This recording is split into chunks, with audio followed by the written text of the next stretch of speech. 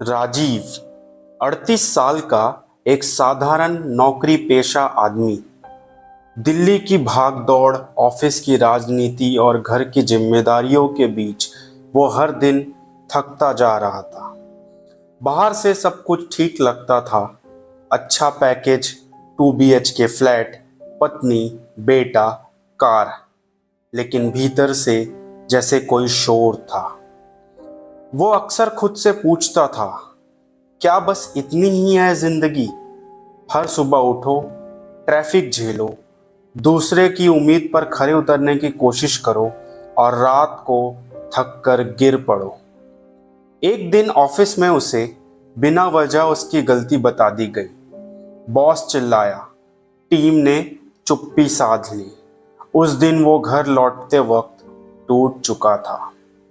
रात को वो अपनी बालकनी में बैठा था, हाथ में कॉफी, मन में बेचैनी।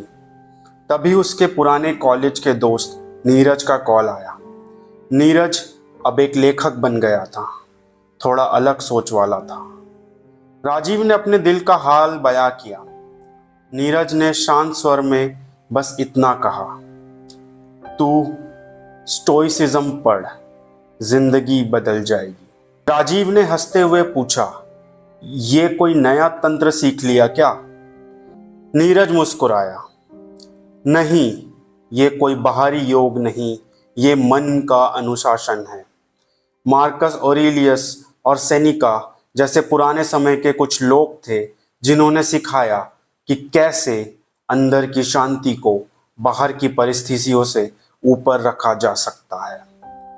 उसी रात राजीव ने गूगल किया स्टोइसिज्म इन हिंदी और एक कोट पढ़ा, you have power over your mind, not outside events, realise this and you will find strength, by Marcus Aurelius. उस वाक्य ने कुछ छू दिया। अगले दिन ऑफिस में फिर वही तनाव था, लेकिन राजीव ने आज पहली बार खुद से कहा, क्या मैं उस चीज पर गुस्सा कर रहा हूं जो मेरे नियंत्रण में ही नहीं है? उसने प्रतिक्रिया नहीं दी, उसने बस देखा, सुना और शांत रहा। अंदर हलचल थी, पर उसने बाहर नहीं आने दिया।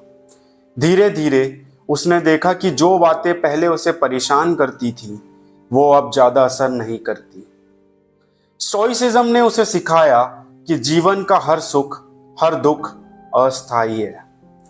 जब उसके बेटे की फीस भरने के लिए EMI में दिक्कत आई तो उसने घबराने की बजाय खुद से कहा, अगर ये कठिनाई आज है तो इसका हल भी कहीं ना कहीं जरूर होगा, और अगर नहीं भी हुआ तो क्या मैं इसे सहने के लिए खुद को तैयार कर सकता हूं?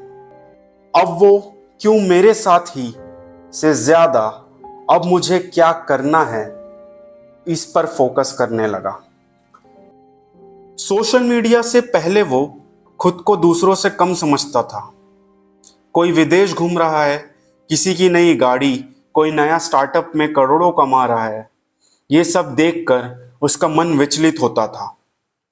लेकिन अब उसने स्टोइक सूत्र अपनाया, तुलना इंसान को अशांत बनाती है, वो जो तुम्हारे पास है उसका सम्मान करो।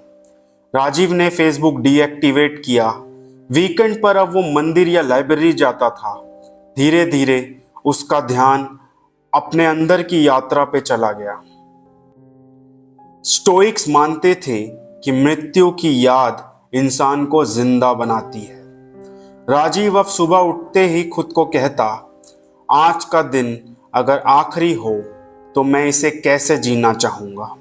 अब वो बहसों से बचता, छोटे लम्हों में खुशी ढूंढता, माँ से ज्यादा बातें करता, बेटे को स्कूल छोड़ने खुद जाता। जिंदगी की वैल्यू उसे अब समझ आने लगी थी, सिर्फ सर्वाइवल नहीं, सही मायनों में जीना। स्टोइसिज्म का सबसे बड़ा पाठ था, क्या ये चीज मेरे नियंत्रण में है? अगर नहीं तो उसे पकड़कर बैठे रहना मूर्खता है। एक बार उसकी कंपनी में ले ऑफ शुरू हुए। उसके दोस्त परेशान थे, लेकिन राजीव शांत था। उसने कहा, मैं हर दिन अपना 100% देता हूँ, बाकी किसे रखना है, किसे निकालना है, वो मेरे हाथ में नहीं है। मैं कोशिश छोड़ नहीं रहा, लेकिन चिंता भी नहीं कर रहा। 3 महीने बाद एक ऑफिस पार्टी में एक जूनियर ने राजीव से पूछा, सर आप इतने शांत कैसे रहते हैं? राजीव मुस्कुराया। उसने कहा, मैंने दुनिया को बदलना छोड़ दिया है। अब खुद को बेहतर बनाने की कोशिश कर रहा हूं और यकीन मानो यही सबसे बड़ा बदलाव है। राजीव अब भी उसी शहर में रहता था, वही ट्रैफिक, वही नौकरी और वही समस्याएं। पर अब उसमें वो बदलाव है। अब वो अपनी भावनाओं का मालिक है। उसने सीखा, दर्द आएगा पर तुम रोओगे या संभालोगे, ये तुम्हारा चुनाव है। लोग तुम्हें नीचा दिखाएंगे, पर तुम खुद को कितना ऊंचा रखते हो, यही असली जीत है। और सबसे बढ़कर शांति बाहर से नहीं, अंदर से आती है। तो अगर आपको ये कहानी पसंद आई तो आप इसे किसी दोस्त के साथ जरूर साझा करें।